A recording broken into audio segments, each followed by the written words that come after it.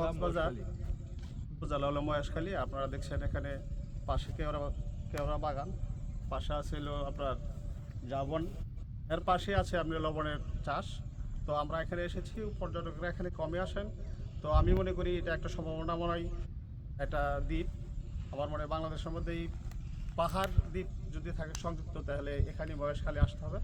এই মহেশখালী দ্বীপে আসলে অবশ্যই আপনারা খুব সুন্দর দৃশ্য উপভোগ করতে পারবেন এবং পর্যটকদের জন্য অত্যন্ত সুন্দর একটা জায়গা।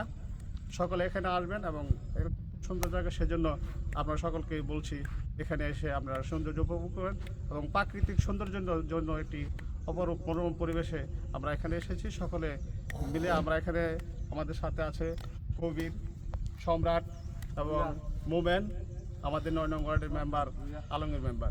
তো আমরা এখানে এসেছি, তো খুবই ভালো লাগছে। আমার মনে হয় আপনারা যদি আসেন খুব সুন্দর হবে।